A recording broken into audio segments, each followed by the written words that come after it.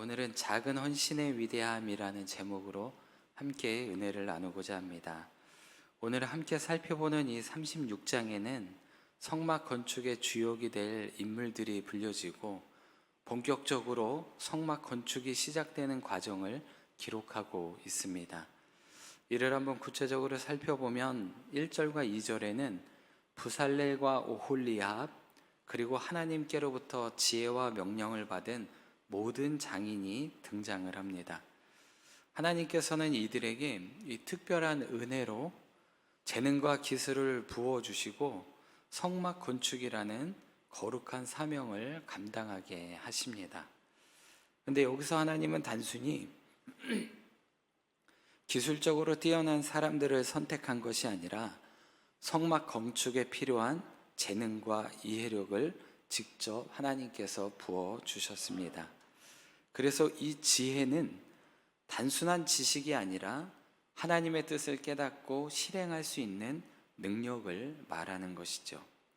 특별히 하나님께서는 재능 있는 자들뿐만 아니라 마음이 감동된 자들을 통해 성축 건축을 이루셨습니다.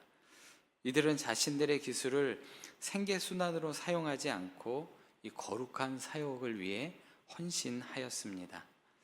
이처럼 하나님의 은혜는 단순히 외적인 능력에만 머물지 않고 이 사람의 마음까지 변화시키는 그런 힘이 있음을 볼 수가 있습니다. 이어지는 3절부터 7절에서는 이스라엘 백성들이 성막 건축을 위해 기쁨으로 드린 이 헌신이 돋보이는 모습이 있습니다. 그들의 헌신은 이 단순히 물질적인 기부를 넘어서 하나님에 대한 감사와 사랑의 표현이었습니다. 이 3절에 이스라엘 백성들은 성막 건축에 필요한 재료를 매일 아침마다 자발적으로 가져왔습니다. 특별히 모세가 요구하거나 강요하지 않았음에도 백성들은 하나님께서 구원해 주신 그 은혜에 감격해 기꺼이 드렸던 것이죠. 그런데 그 헌신의 양이 얼마나 많았는지 5절에 성막을 짓는 장인들이 모세에게 백성이 가져온 것이 너무 많아 남는다고 보고를 합니다. 그리고 이에 모세는 백성들에게 가져오지 말라고 명령을 내리죠. 이처럼 하나님께 받은 은혜에 대한 이런 모습은 자연스러운 반응으로 억지나 부담 없이 드리는 진정한 헌신의 모습을 보여주고 있는 것입니다. 이 마지막으로 8절부터 38절까지에서는 하나님께 부름받은 이 장인들이 성막의 모든 부분을 하나님께서 모세에게 명령하신 대로 만드는 것을 기록하고 있습니다. 이들이 제일 먼저 제작한 것은 성막을 덮는 천막, 그리고 그 뼈대를 이루는 널판과 띠, 휘장이었습니다. 그런데 이 제작 과정이 출애굽기 26장에서 하나님이 모세에게 주셨던 내용과 아주 똑같은 것을 볼 수가 있습니다. 즉 성막은 하나님의 이 백성들이 철저히 순종함에 있어서 만들어졌고 그 모든 것들이 하나님의 뜻에서 벗어나지 않았음을 말해주고 있는 것입니다. 이처럼 성막이 완성되기까지의 모든 과정은 바로 하나님의 지시와 계획에 철저히 행해져 있다라는 것이죠. 이를 통해 우리는 하나님의 일은 인간의 방법이나 생각이 아니라 하나님의 뜻에 따라 이루어질 때 완전해질 수 있다는 것을 알 수 있게 됩니다. 그러므로 오늘날 우리가 하나님의 일을 맡아 할 때 이것은 내 뜻이 아니라 바로 하나님의 명령에 철저히 순종해야 한다라는 것을 우리에게 가르쳐주고 있는 것입니다.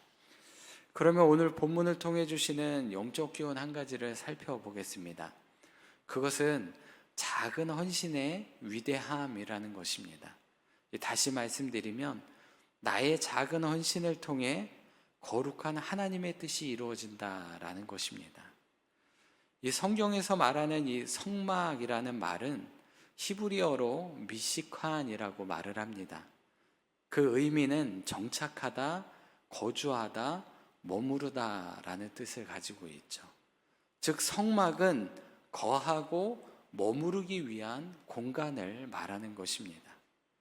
이스라엘을 구원하여 출애굽의 이 새로운 여정으로 인도하시는 하나님이 거하시는 곳, 하나님이 머무르시는 특별한 공간을 말하고 있는 것이죠. 오늘 본문에서는 그 성막을 만드는 재료와 방법들이 아주 상세하게 기록되어 있습니다. 그 재료는 8절 말씀에 가늘게 꼰 배실과 청색, 자색, 홍색의 실입니다.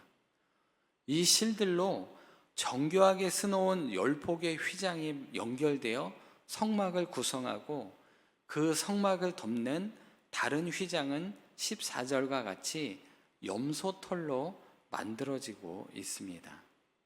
성막의 재료가 된 이 가늘게 꼰 배실과 청색, 자색, 홍색 실과 염소털의 출처는 다름이 아닌 이스라엘 백성들이 하나님께 드린 바로 예물들이었던 것이죠.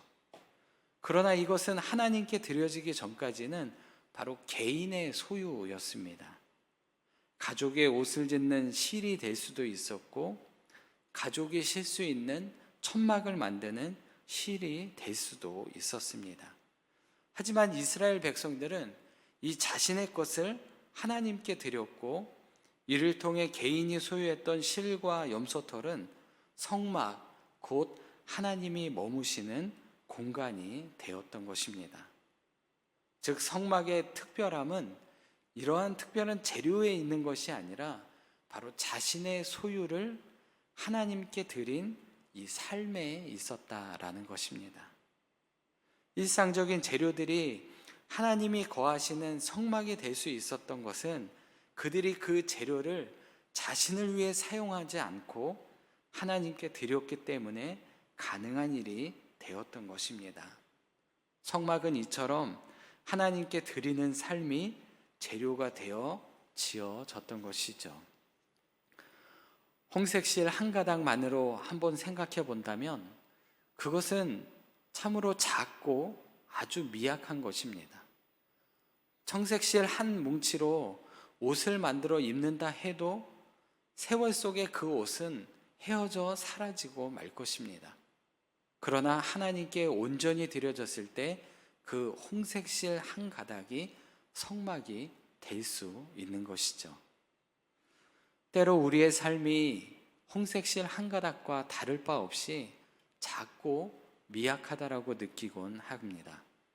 대단한 능력을 가진 것도 아니고 많은 성취와 성공을 하기보다 실패와 좌절을 경험할 때도 많고 깊은 열등감과 혼돈 속에 움츠릴 때도 참으로 많습니다. 하지만 본문에 비춰본다면 사람의 일생에서 중요한 것은 우리가 얼마나 많은 성공과 업적을 이루어 위대한 일을 했느냐가 아니라는 것입니다. 비록 작고 미약할지라도 나의 인생을 하나님께 드렸느냐, 이것이 관건이라는 것이죠. 홍색실 한 가닥 같은 삶일지라도 하나님께 드릴 때 우리의 삶은 성막을 이루는 재료가 될 수 있다는 것입니다. 작고 미약한 소년 다윗이 하나님께 자신을 드렸을 때 세상이 인정하던 장수 골리앗이 그의 돌팔매에 맞아 쓰러졌습니다. 작고 미약한 소녀 마리아가 하나님께 자신을 드렸을 때 세상을 구원하실 예수 그리스도가 이 땅에 오시게 되었습니다. 하나님의 역사는 위대한 사람이나 능력 있는 한 사람이 아니라 하나님께 자신을 드린 이 한 사람을 통해 이루어지고 있다는 것입니다. 바로 저와 성도님들이 그 한 사람이 되시기를 바랍니다. 이 여기서 하나님께 드린다는 것은 드린 것이 어떻게 어떠한 방법으로 사용될 것인지는 이 모두 하나님께 맡겨진다라는 의미입니다. 홍색실 한 가닥을 사용하시려는 하나님의 뜻은 드린 자, 즉 나의 뜻과 다를 수도 있다는 것입니다. 그러므로 하나님의 뜻과 나의 뜻이 다르다는 것을 기억하시고 나의 방법과 뜻이 아니라 하나님의 방법과 뜻대로 이루어지기를 바라며 나의 삶을 온전히 드려야 합니다. 오늘 이 홍색 실과 같이 한 가닥에 같은 우리의 삶을 드린다면 하나님은 우리의 그 드림을 통해 하나님의 뜻을 반드시 이루어 가실 것입니다. 이 믿음으로 복된 삶을 살아가시는 저와 성도님들이 되시기를 바랍니다. 기도하겠습니다. 거룩하고 자비로우신 아버지 하나님, 오늘도 우리의 작은 삶을 받아 거룩한 성막으로 만들어 가시는 은혜에 감사를 드립니다. 우리의 삶은 한 가닥의 실처럼 작고 연약하며 우리의 능력은 세상의 기준으로 보잘것없이 보일 때도 많습니다. 하지만 하나님의 손에 온전히 드려질 때 우리의 삶은 하나님께서 거하시는 성소가 될 수 있음을 믿습니다. 그러므로 우리의 삶을 통해 하나님의 거룩한 일을 이루어 주시옵소서. 또한 이 모든 것이 우리의 뜻과 우리의 방법대로 이루어지지 않는다고 하여서 실망하지 않게 하여 주시고 온전히 아버지 하나님 앞에 맡겨드리며 온전히 하나님의 뜻에 순종할 수 있는 믿음을 허락하여 주옵소서. 오늘도 우리의 드림을 통해 하나님의 영광이 드러나는 도구가 되기를 소망하며 늘 겸손히 주님의 뜻을 따르는 복된 삶이 되게 하여 주옵소서. 오늘도 주님을 찬양하기 위해 헌신하는 귀한 천사 찬양대를 기억하여 주시고 이 찬양이 주님께 기쁨이 되고 우리의 삶에 은혜와 힘이 되게 하여 주옵소서. 대원님들의 수고와 헌신 위에 주님의 은혜와 평강이 넘치게 하여 주시고 건강도 주시고 믿음 주셔서 맡겨진 사명 잘 감당할 수 있도록 인도하여 주옵소서. 우리를 사랑하시는 예수 그리스도의 이름으로 기도드립니다. 아멘.